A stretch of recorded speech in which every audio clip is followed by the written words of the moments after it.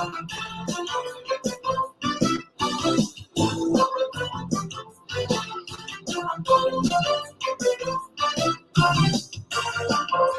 up, my guys? Welcome to another show, man. It's NBA Talk with Jay and the Shark. We're here. It's Money Making Monday, guys. Here every single day, Monday through Friday, breaking down the NBA games for you guys. You're not competing against us. You're competing against your books. Whoever you're betting against, man. I'm the host, Jay Money. It's my guy, Shark. What's up with you, Shark? Everything cool with you?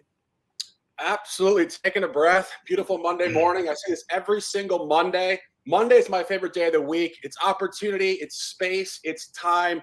It's November 28th. We're in the beginning of the season, first quarter. We're looking at so many trends, dynamics, new teams, roster groups. A lot going on today, Jay. Big card. Let's get in there. Let's talk about it. Yeah, let's get into it, man. It's all business here on the show.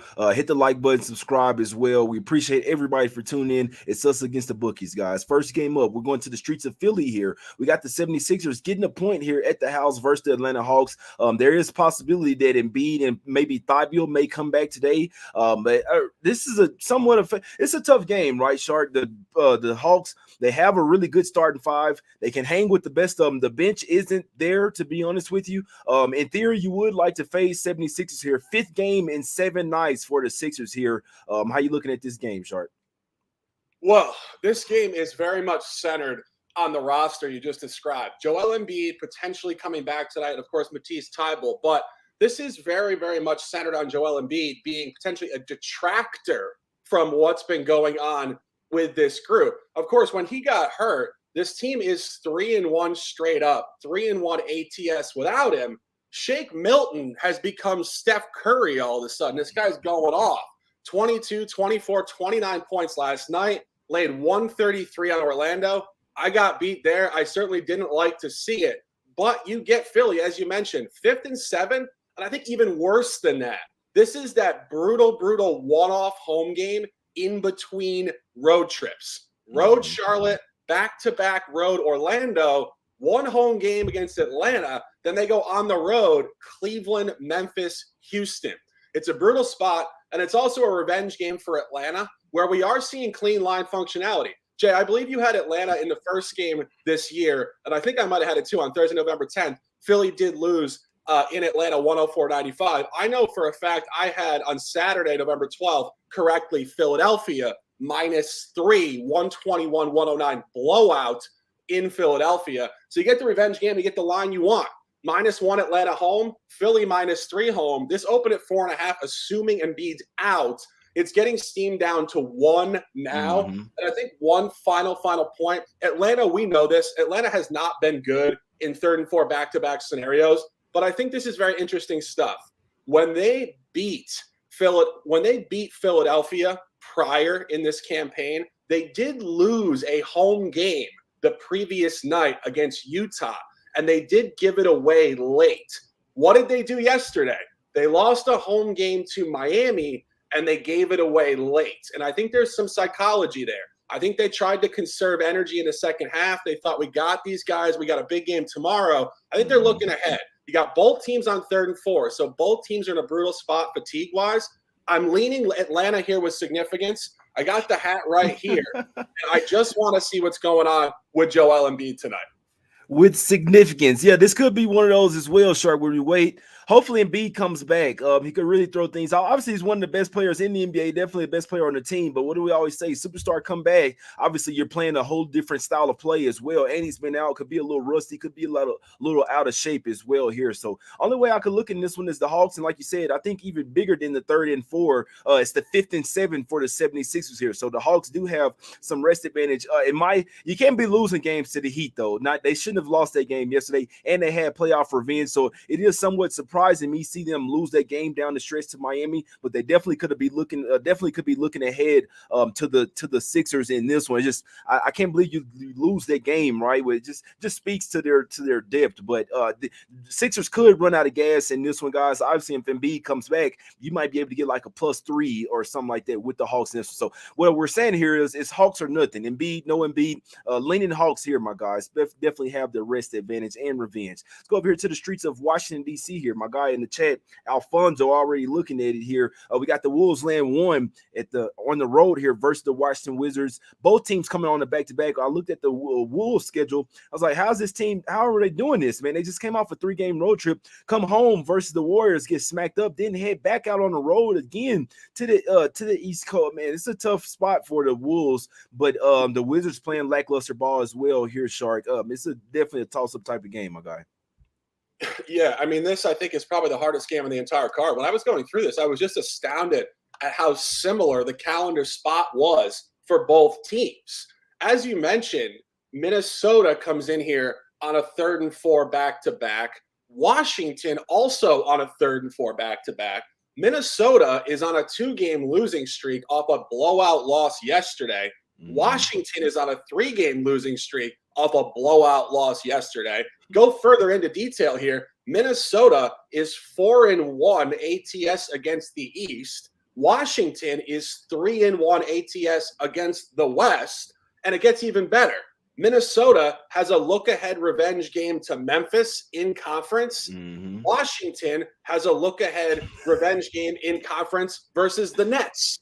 Both teams are in identical spots, and they're both statistically weighted identically to each other tonight. That's why it's a pick'em. This is the worst game on the board to bet. No, that's facts right there. Yeah, I like the Wolves in that next game as well versus the Grizzlies. Yeah, I definitely saw that stay-off game. I think it's a horrible spot for the Wolves. Wizards don't necessarily have even if the Wizards are in a spot, they don't necessarily have the roster, in my opinion. It's a tough game. I'm not betting this shit. Go over to the streets of Brooklyn here, Shark. We got the Nets laying 10 versus the Magic. I could have sworn I saw a 7 last night. I could have sworn I did. This line was a little lower, but now when most of the books bring it out, it's a lot higher here. People are starting to realize that maybe the Magic are starting to suck again. So they were real trash. They went through a period where they were balling out. Now they've kind of fell back into the dumpster fire role or whatever. Shark, how you look at this game? Do you think the Nets can clean them up here by double digits? It's very tough stuff. Very tough stuff. And one of the really common themes on this board tonight are teams in equal fatigue spots. You find both teams here yet again in back-to-backs. You find a revenge game for Orlando against Brooklyn, theoretically some motivation. Last year, they did give up 150 points in Orlando in the most recent matchup. But you go through their schedule. As you mentioned, this team is cratering. They're cratering more specifically at home. Orlando is 0-4 ATS in their last 4 home ball games. Off the previous tank at home against Minnesota on Wednesday, November 16th, they did go into Chicago and win outright, 108-107. Brooklyn is a bye team. Brooklyn is coming with significance. This game is just incredibly difficult to cap.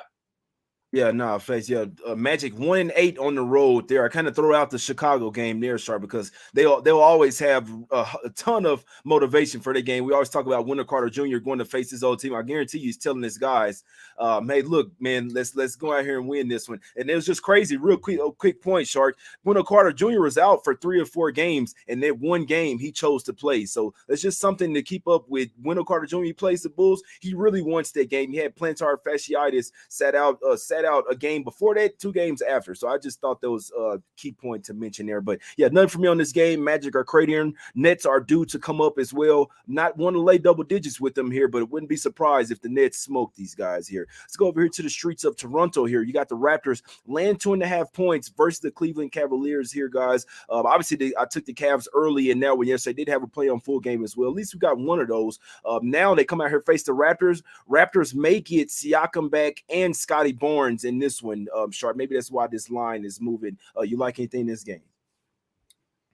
It's going to be tough. It's going to be tough. And, you find a lot of psychological dynamics go in here. Of course, Cleveland came out just so poorly yesterday. I mean, I was watching the game. I know you had the early look, and I was just like, guys, are we even serious right now? And, I mean, just down 10 super early, obviously pushed back late, big fourth quarter to get there by 1 point against the spread. But I do think as an initial lean to this game, we talk about this for years.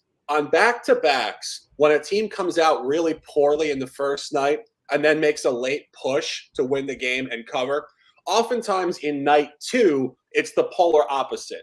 And it is intentional. And a lot of NBA basketball is intentional. Teams say to themselves, hey, guys, Last night, we came out terribly. This Toronto team in their home gym is not the Detroit Pistons. If we come out down 10 to 15 points early, the game will be over.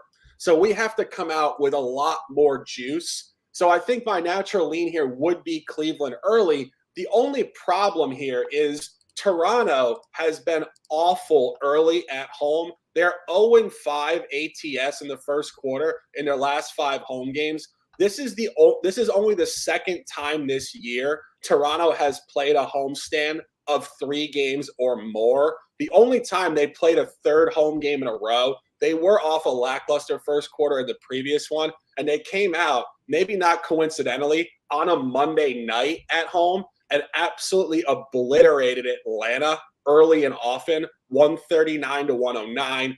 There's a lot of moving parts in this game, as you mentioned. Siakam in and out, not entirely sure there. They've been moving guys in and out injury-wise all season.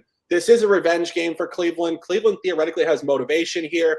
The line did open at 1. It was short. It's steamed up to 2.5 now. And I bring you to the final point. The only time these teams played this year, the line was -2.5. It was in Toronto, and it finished 108-105. I think this is telling you how crazy sharp this game potentially is tonight. Exactly. Yeah, Raptors' third straight home game. Not necessarily in a hurry to bet against them. I do think the Cavs are a better team. Obviously, with Jared Allen in and out of the lineup, he's banged up, and LeVert as well, guys. The Cavs, this is something I missed. We want to take the Cavs when they're at the peak team. They're not the same team without Jared Allen and also LeVert as well. That's when you have the 3-headed monster of Garland, Mitchell, and LeVert that can basically get you a bucket, and then you have the defense of Mobley and Allen. So won't be taking the Cavs unless they have their full roster. Hate when they got starting Robin a little bit. I mean, what the fuck are we doing here, guys? But yeah, definitely a great game to watch. Could possibly be like an Eastern Conference playoff type of matchup type of game. Wouldn't be surprised if an under hit in that game, guys. Let's go over here to the streets of Boston here, man. You got the Celtics just mowing down teams, guys. I have a rule: don't bet against the Celtics. It's simple. What, they're 15-4 on the season. Doesn't matter who they're playing, who's playing for their team. It's just their style of basketball. They don't even necessarily have to play hard, Shark. It's just out there smacking teams, man. It's actually interesting to see, to be honest with you. A lot of teams have a letdown coming off the championship. Not this team. They're even more motivated as well, built even more camaraderie. They're laying 10.5 here versus the Hornets. I'll be honest with you. I did. Beat writers are saying that when they're resting Tatum yesterday, that they're going to rest more players today. Not saying it's going to matter, but I'm just saying that I did see that they may rest some guys. So Tatum probably comes back. I wouldn't be surprised if Jaylen Brown, after playing, I believe, 36 minutes last night, most on the team, wouldn't be surprised if he sat out, Shark. Will it matter, though? It's a good question. And, obviously this team is balling at the highest level. And, yesterday, just another showcase to it. They came out, they shot the ball so well. And that's really their bread and butter. I mean, they shoot the ball at a historic rate from 3-point land. Got a huge lead yesterday, tried to give it back. And, of course, the final line yesterday was 8.5 after Kuzma was ruled out. They won the game by 9 points. So it was a hook. It was pretty sharp stuff after, of course, Washington made a late push there. You do get an advantage point from a rest advantage for Charlotte. Charlotte's, of course, had a couple nights off. And this is a tough spot for Boston. And, we've said this. Boston is going to find certain spots to not cover. I mean, if there was going to be one, it would be here. They're on a 3rd and 4 back-to-back off 3 straight blowout wins. Then they get 8 straight games after this against playoff caliber teams. Miami, Brooklyn, Toronto, Phoenix, Golden State, and 2 in LA against the Clippers and the Lakers. These guys are superhuman at this point, I think. They don't let down. They shoot 80% from 3 every game.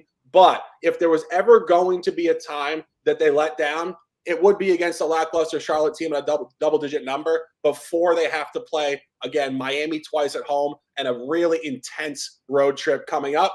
Free play, I am on Charlotte. I hate to say it. People love to give me shit for it, and I'll take the shit. I know you guys are all love and respect, but free play, I would lean Charlotte because I just feel like this is a fatigue spot and a massive sandwich look-ahead spot here. No, I'm with you, Shark. I'm with you, my guy. No, and that's what I feel like. I mean, obviously, guys, I just want to say sometimes us Sharps, we can try to get too sharp, but it's just one where, I lean Charlotte as well, guys. Like, I'm not betting the game. I'm not taking Celtics. We know at some point they're not going to go balls to the wall forever. I don't necessarily want to bet against them, but the lean would be Charlotte here. Wouldn't be surprised if the line closed at 7. So only thing I'm saying here, guys, if you like Celtics, you may want to wait for the final injury report. I do think that they may rest even more guys. So it's not saying they can't get it done, but you may get a better line. We're all trying to be smart here. Obviously, me and Shark, we're natural contrarians. We like to go with the sides that no one else is like, but we always tell people, go with what you like. You see what I'm saying? Bet whatever you absolutely love because it's your money.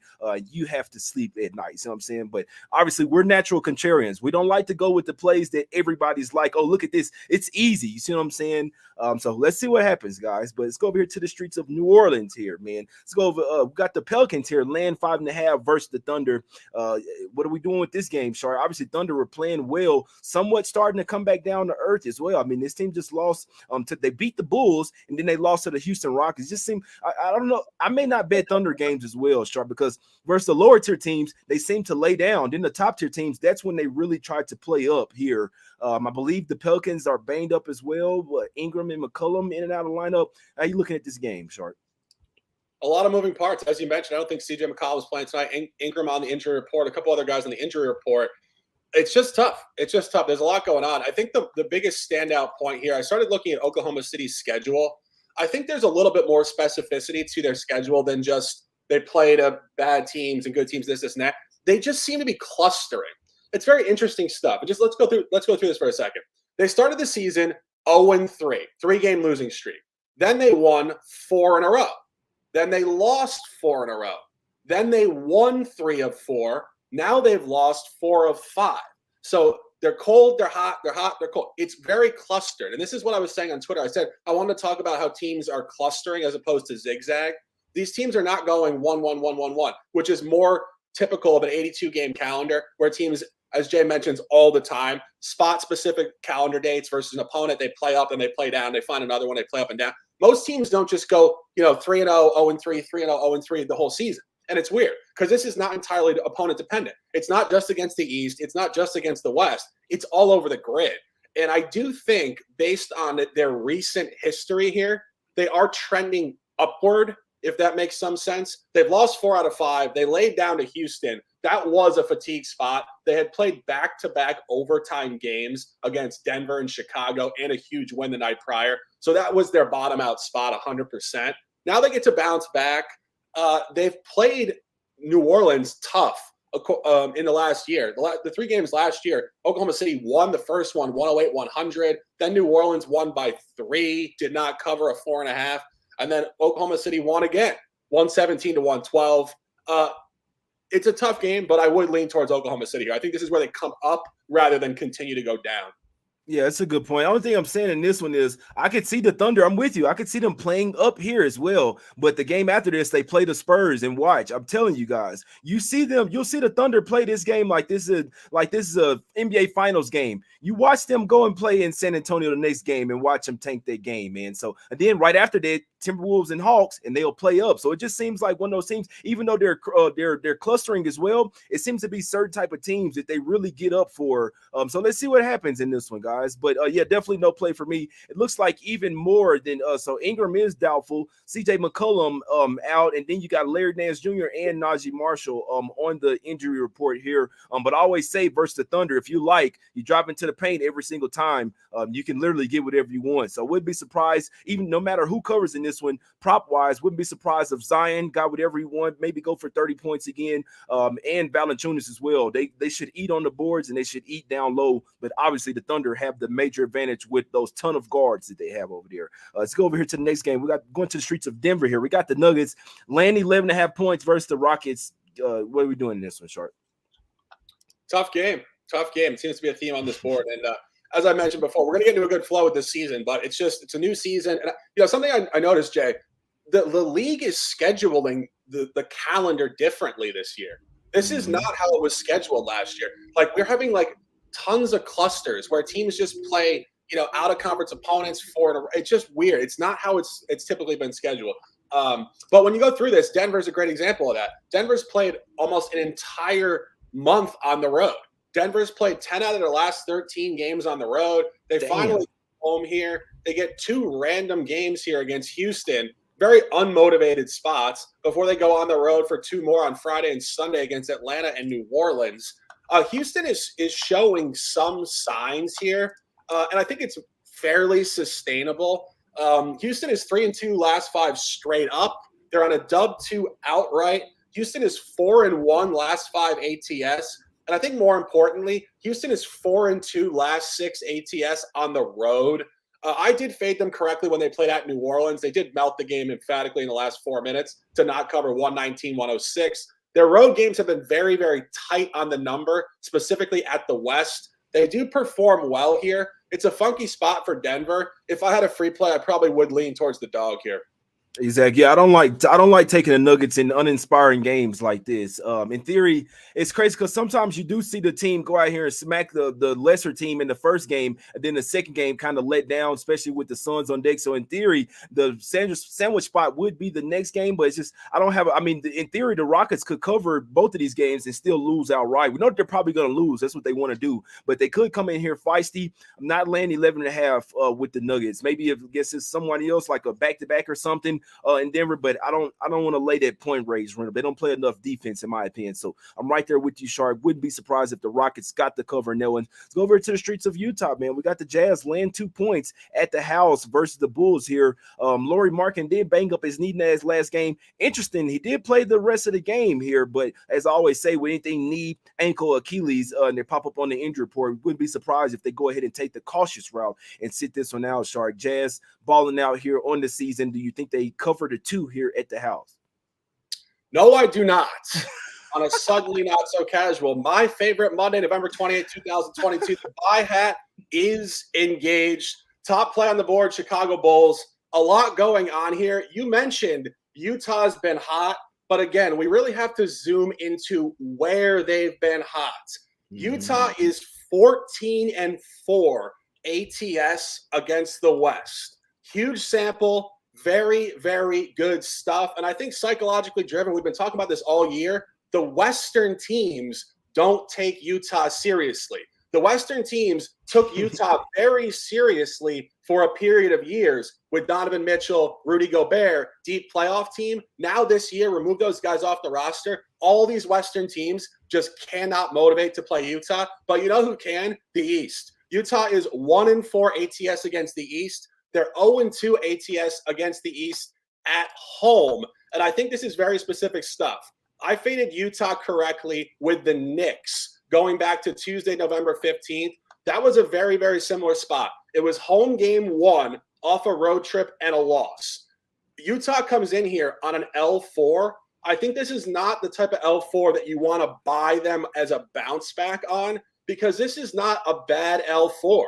Tight loss at the Clippers. Tight down the stretch loss to the Dubs. 3rd and 4 back-to-back gigantic effort, 1-point loss and a cover at Phoenix. And now they come home for Chicago, home game 1, and they do get a revenge game against the Clippers in their next game. Final point here, Chicago is a bye environment at the West. Chicago's 0-3 ATS at the West. Key point, all at the Southwest. Spurs, Pelicans, not the Southwest, Oklahoma City Thunder. I always forget this. They're the old Supersonics, even though they're in the middle of the country. But you get my gist. Center of the country, lackluster teams, young teams, 0-3 ATS. This is where they travel well. It's a short line. It's a line functionality spot, and it's a revenge game. Chicago got Utah last year at home 107-99. They won on the road. Utah strong -7, 125-110. And now this line comes down to 2.5. Of a 15-point win. Chicago functioning well. And as I mentioned, Utah already 0-2 ATS at home and straight up against the Knicks in Detroit. Bulls tonight, stand the hell up. Let's get this win. +2, 2.5, 1 unit official. Yeah, I like it, Shark. I like it. They do match up well versus them as well. They can match up well versus this Jazz team. Obviously, you have to defend the 3-point line, and if you can do that, I definitely think the Bulls can win this game, Shark. I like it. I'm riding with my guy, Shark. I already bet the Bulls. Just didn't know if I want to go official with it here, but it's only one game I bet today. I bet the Bulls, man. It's just going against my rule, not betting against the Jazz, but we know that, and it's crazy, Shark, because obviously the Jazz are somewhat. I mean, Now, don't get it twisted. They still play a winning style of basketball, but they're coming down to earth here. Remember, they were sitting at number 1 in the West, sitting at only 10-8 on the season. I mean, somewhere around 500. This is kind of where we expect the Jazz. Not to expect to be like super terrible.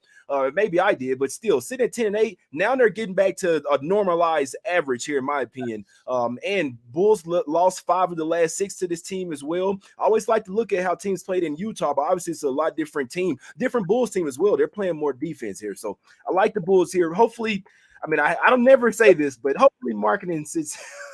It'd be nice if their leading scorer sat this one out. He is a little banged up with a knee injury, but regardless of this one, liking the Bulls in this one, Shark. I'm with you, my guy. Let's go over here to the streets of Sacramento here. We got the Kings here. Laying a point, basically at a pick'em game here, but I do see Kings at -0.5, so we're gonna say -1 versus the Suns here. Shark, Kings coming back to the house off their road trip. You got any strong look in this game?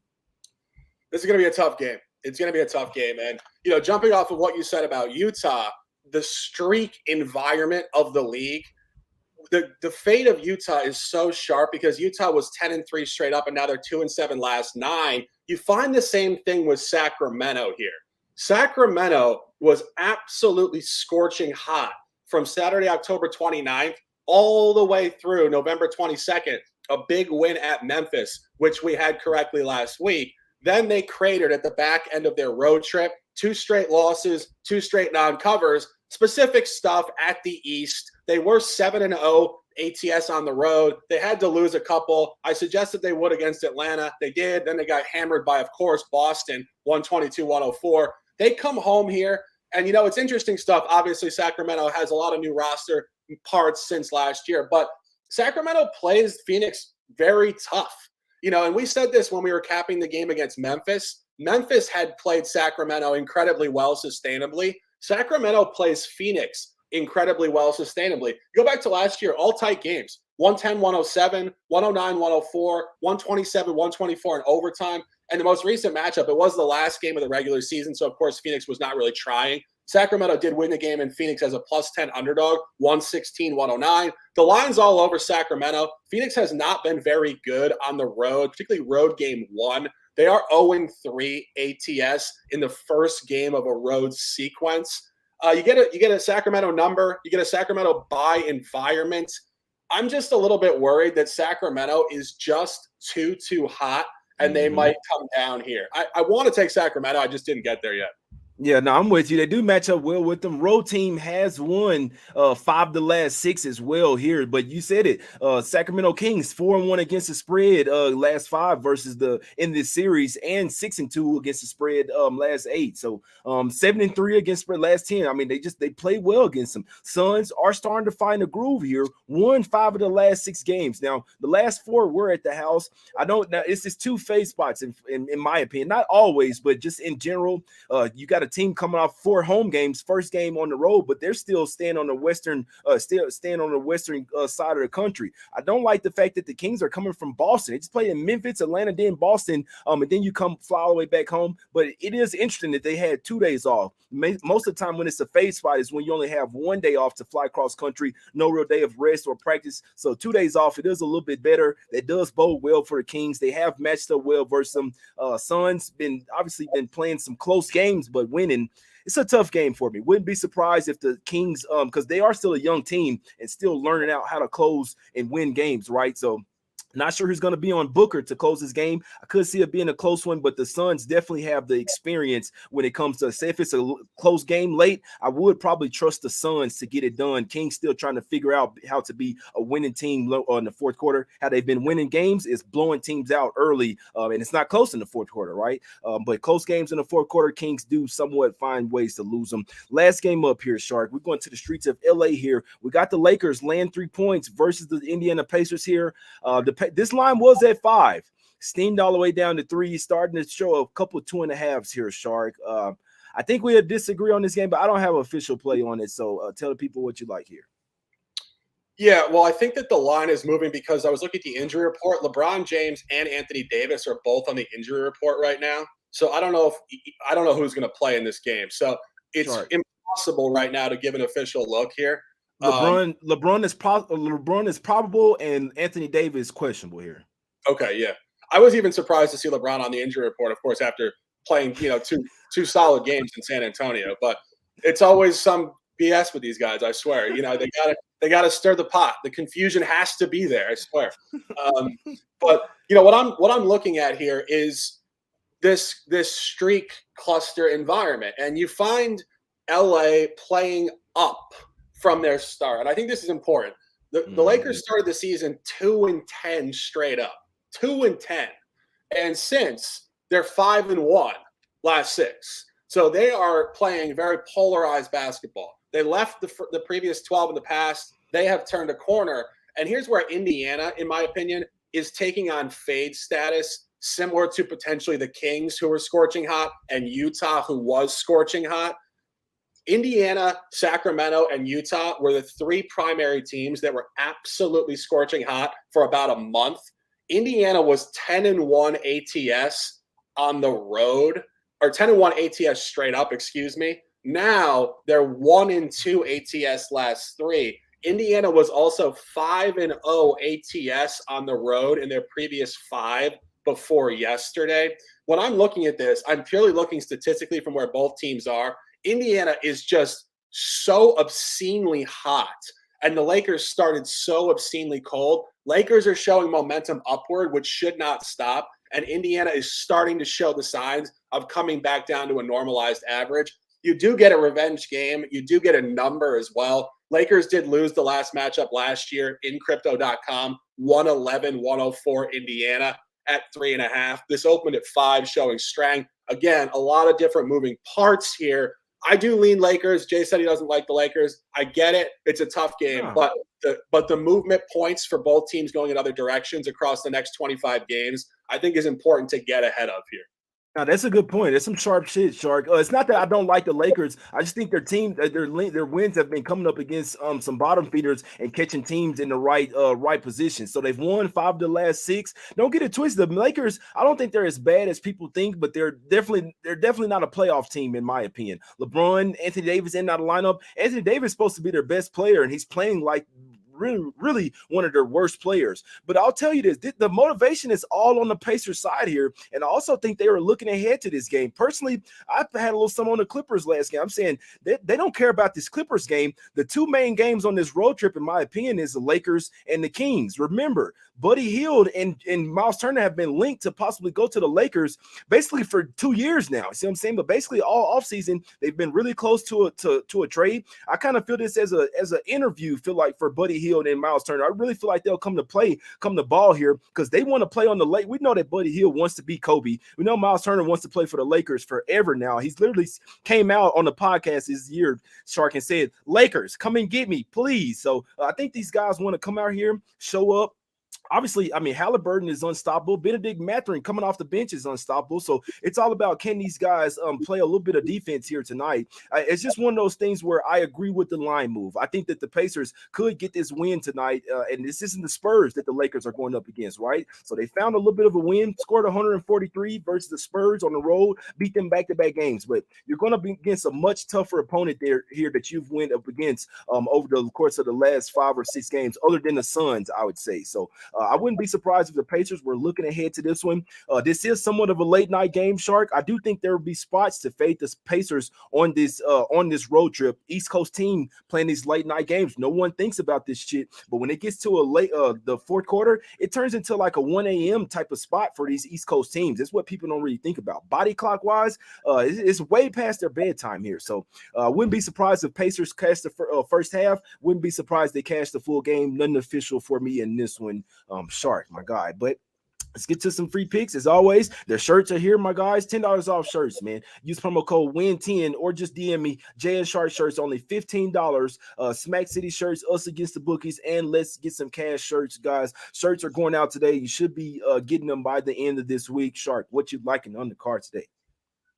One top official play as of now. We're on Chicago Bulls +2, +2.5. We want to take Atlanta. Atlanta is definitely the second best look on this card. Mm-hmm. It is very much dependent on Joel Embiid playing or not.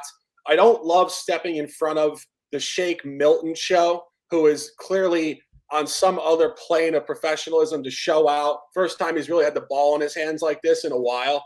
So you don't want to get in front of that. It kind of reminds me of the Grizzlies backups last year covering every single game without John Morant. Philadelphia is showing that sign. But the lean 100% there is Atlanta. Guys, obviously follow on Twitter. We will have updates throughout the day.